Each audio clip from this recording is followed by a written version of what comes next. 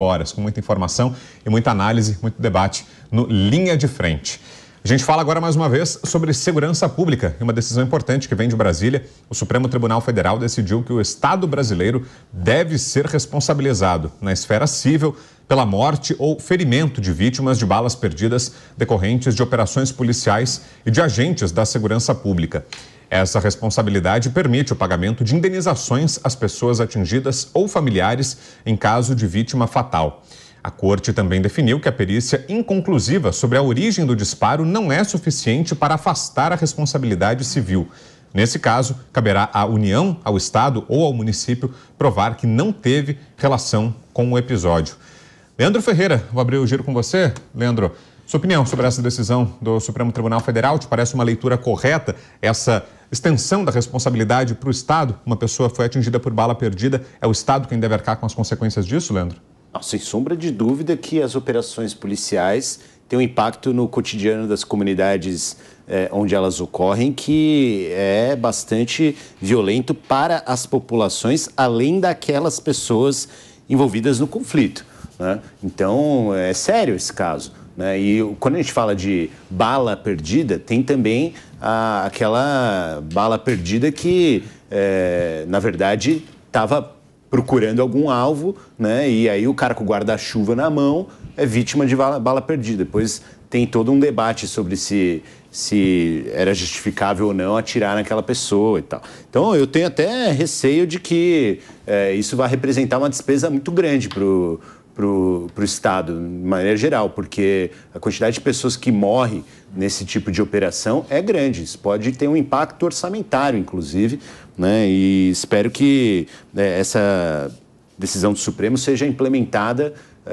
de forma muito correta, né, para que isso force uma melhoria nos procedimentos operacionais, no planejamento das ações, no uso de inteligência, para que a gente possa isentar os policiais que tiverem numa ação e tiverem que responder com o uso da força adequadamente, por exemplo, através do uso das câmeras. Acho que vai ser mais barato colocar a câmera nos policiais do que pagar a indenização para um tanto de gente que pode ser vítima nessas operações indevidamente e assim por diante, né? Mas eu vejo também como um avanço civilizatório a gente valorizar a vida das pessoas da maneira mais adequada possível, né? E não é porque a pessoa mora numa favela, mora numa comunidade que é alvo de operação policial, que a vida dela é descartável ou pode ser colateral em relação ao que se faz para enfrentar o crime organizado, muitas vezes muito fortemente armado, né?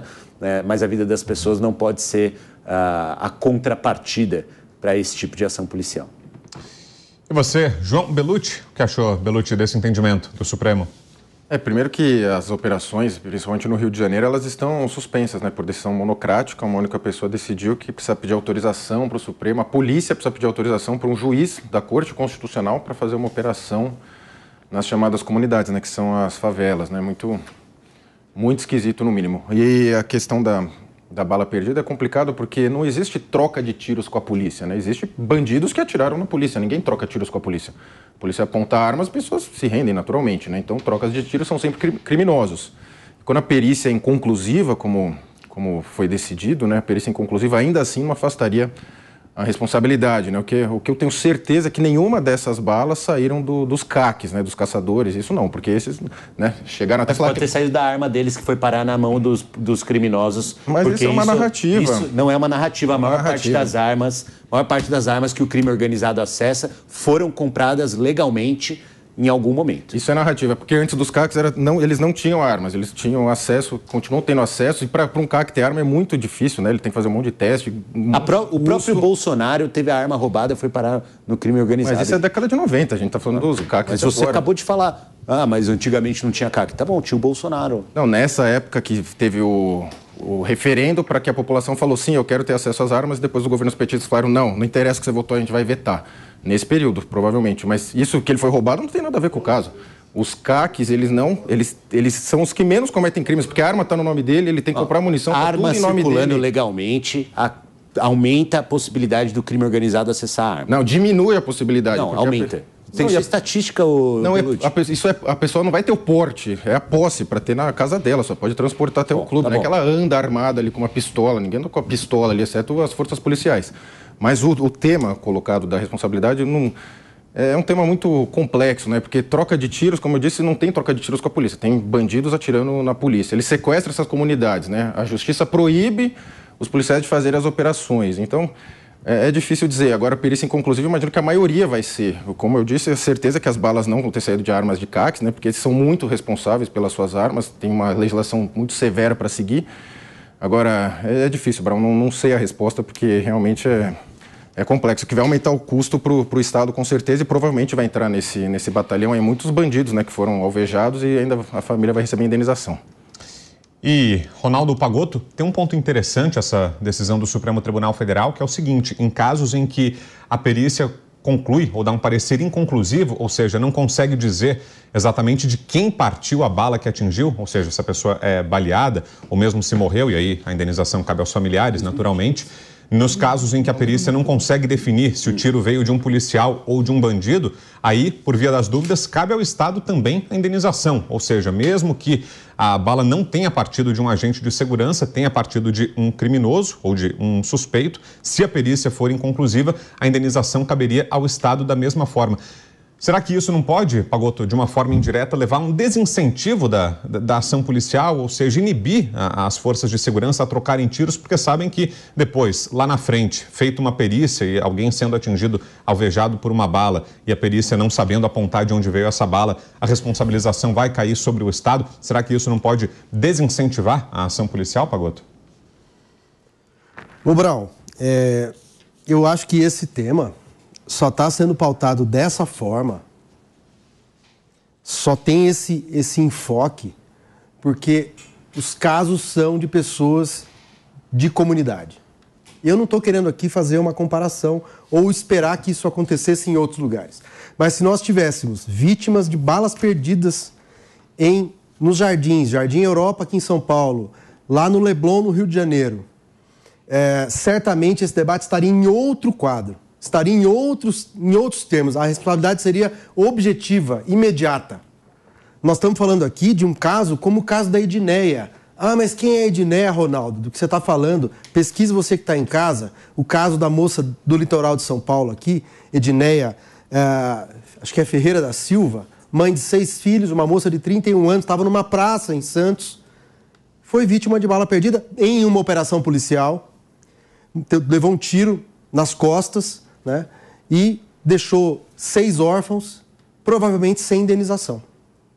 Então, eu acho que tem que ter um processo que, pelo lado da busca de quem é o responsável por aquela operação e por aquele tiro, e também pela responsabilidade civil de indenizar essa família. Não é possível essa pessoa que tem a vida ceifada numa operação equivocada que muitas vezes, como é o caso do menino do guarda-chuva e de tantos outros exemplos, de pessoas que não foram só, como o Leandro disse aqui, não é só a bala perdida, é gente que foi executada. E aí, Brown, eu queria, inclusive do meu ponto de vista, isso tem que ser alargado para outro debate. Não é só a vítima da bala perdida em uma operação policial. Nós também temos que enfrentar de uma maneira muito mais séria, como disse Mônica aqui, sobre várias questões, essa é mais uma. Nós temos que enfrentar a letalidade policial no Brasil. A letalidade policial no Brasil é altíssima, é impressionante, demonstra despreparo, demonstra desvalorização da vida e demonstra uma autorização para matar que não existe na lei brasileira. Ah, nós queremos então autorização. Então vamos enfrentar esse debate, vamos pautar uma proposta de lei, porque não existe isso no Brasil e a letalidade policial é altíssima. E isso passa todos os estados do Brasil. Não é um estado ou outro, eu não estou fulanizando, nem trazendo aqui para São Paulo, nem no outro estado. Passa para todos os estados, a letalidade é altíssima e deveria haver responsabilização. Agora, o que acontece nesse caso? Raríssimas punições e raríssimas indenizações. E eu acho que está correto, Brown. Na dúvida da autoria, responsabilidade objetiva no Estado. Na dúvida da autoria, não tem a prova cabal, responsabilidade objetiva no Estado, porque é a operação promovida por quem? Ah, mas teve reação. O Estado pode planejar operações, João, muito bem sucedidas para conter a possibilidade de resposta. Muitas vezes isso acontece. Muitas vezes nós já vimos operações bem-sucedidas. Agora, só uma correção. Não é verdade que há restrição de operação em comunidade no Brasil hoje. Isso aconteceu num período. Então, nós vamos ver as operações na Maré semana passada. Semana passada, João. Não estou nem falando... Então, no Rio, na Maré. Mas que pede autorização. Não, são operações policiais que fizeram incursão e deixaram cadáveres pelo caminho, como sempre. E cadáveres a gente sabe de qual perfil, né? Isso tem que ser debatido, não tem autorização para matar no Brasil. Não tem pena de morte no Brasil, tá? E isso tem que ser debatido a sério, porque esse é mais um tema que tem que ser enfrentado, além desse da responsabilidade do Estado, de pessoas como Edneia, que tiveram a vida tirada numa violência do Estado brasileiro e possivelmente a família dela. Os seus 6 filhos não serão indenizados. Para a gente fechar esse debate, Mônica, sua opinião? A mensagem do Supremo é muito clara. Não tem que discutir, não cabe a nós ficar discutindo quem foi o culpado, quem deu o tiro, quem é o responsável por essa bala. A obrigação do Estado de prover segurança pública não é só sobre prender bandido, é sobre acolher as pessoas que foram vítimas. Quando alguém se machuca e precisa ser tratado num hospital, o Estado cobre esse custo. A saúde é pública, então o Estado paga. Faz total sentido que o Estado cuide, trate, indenize vítimas de uma operação policial, seja ela errônea ou correta. A discussão não é essa, não cabe a discussão estava certo, estava errado, matou por querer, letalidade policial. Não é isso. As pessoas estão ali, pagam imposto, mesmo na comunidade, mesmo nas favelas, não pagam imposto de renda, mas pagam imposto no leite que compra, no ônibus que toma. Tudo o pobre paga imposto, às vezes proporcionalmente até mais. Faz todo sentido que se uma mãe de família de 6 filhos ou nos jardins, onde for, alguém sofreu por causa de uma ação que tem a ver com o Estado, não tem problema indenizar sim. Vai custar talvez caro, vamos tirar do fundo partidário, do fundo eleitoral. O Brown, só para terminar aqui, que a gente estava aqui no debate até lateral, o Belucci e eu, mas não sei se a Mônica terminou também. Terminei. Desculpe, Mônica. Mas aqui, o ano passado teve recorde de armas caques roubadas. Foram 4 por dia, 1.259 no ano. Armas que foram parar na mão do crime organizado ou desorganizado, ninguém sabe. Mas e o volume total 1.200 de armas? São 1.200 no universo de quantos? O recorde. Eu estou dizendo, o universo é de armas circulando. Tem arma roubada do próprio Exército. A gente viu isso. Mas isso já tinha antes da existência antes. Pois é, mas é a arma legal circulando que... estatisticamente uma parte dela vai parar na mão do crime. E se tiver mais armas circulando, significa mais arma na mão do crime. O crime nunca dependeu de arma legalizada, ele sempre usou arma. O crime sempre teve arma. Beneficiou das armas legalizadas, inclusive da polícia, munição da polícia, arma do Exército, arma de policiais. Tem muito crime contra policial, crime contra a segurança patrimonial privado, que é para roubar a arma do cara. Mas com a arma legalizada a pessoa consegue ter o mínimo do seu direito de defesa. Não, claro que não. Isso claro que não é realidade. E olha, só para jogar uma outra faísca aqui em cima disso que você, Pagotto, e você, Belucci, falaram, né, sobre as operações policiais no Rio, estava lendo aqui e nessa semana, inclusive, quarta-feira agora, o CNJ, né, que é o Conselho Nacional de Justiça, entregou ao ministro Edson Fachin um documento afirmando que o crime organizado cresceu no Rio de Janeiro depois dessa decisão do Supremo Tribunal Federal, na pandemia, que restringiu as operações policiais nas favelas do Rio. O documento fala o seguinte: ficou evidente que o Comando Vermelho, a maior organização criminosa do Rio, está expandindo suas operações e buscando maximizar seus domínios territoriais. Então foi entregue essa semana ao ministro Fachin, justamente o CNJ reagindo a essa decisão. Não, isso é a polícia. Né? Isso é a polícia, entregou ao CNJ, o CNJ isso, compôs um relatório. De dados isso, mas é a polícia do Rio de Janeiro dizendo que isso aconteceu. Exatamente. Então, será que não é o momento de uma revisão, Pagotto, dessa política que vigora desde a pandemia? Ô, Brown, eu acho que cresceu, infelizmente, esse dado, nós temos que lidar de uma maneira muito fria e não tem como... é por conta desse e aquele, né? O que vem crescendo no Brasil é a capacidade do crime organizado de ter uma atuação nacional e internacional de uma maneira muito mais ampla do que tinha antigamente. Antigamente, você pensava no crime organizado, você falava, o Comando Vermelho é do Rio e o PCC está em São Paulo. Hoje não tem mais isso. O Comando Vermelho está no Brasil inteiro e o PCC também. Só para dar 2 exemplos, mas o Brasil tem mais de 60 grupos chamado de organizações criminosas que atuam diretamente envolvidas no crime organizado relacionado ao tráfico, a contrabando de armas e também roubo de carga, enfim, uma série de outras questões. Então, eu acho que há uma expansão evidente porque há um fracasso da nossa política nacional em geral de enfrentamento disso. Isso precisa ser pensado, nós vamos ter que ter um aprimoramento de um sistema de segurança pública que usa muito mais o sistema de inteligência para conseguir enfrentar essa estrutura de organização criminosa, para conseguir conter esse processo, reverter esse processo e eliminar. São 3 desafios, né? A contenção, porque isso vem crescendo há muito tempo, Brau. E eu acho que é muito injusto você definir que no período em que a pandemia estava assolando o Brasil, sem capacidade de resistência, porque ainda não tínhamos a vacina e uma série de outras medidas de contenção, você ter limitações à polícia fazer operações como sendo uma política equivocada, eu acho que isso tem que ser bem discutido, porque, a meu ver, não é esse o fator que determina o aumento ou o domínio. Você pode falar também que as milícias estão dominando o Rio de Janeiro cada vez mais. Sim. E eu acho que isso não é datado de semana passada, nem de 3 anos atrás na pandemia. Isso vem uma crescente.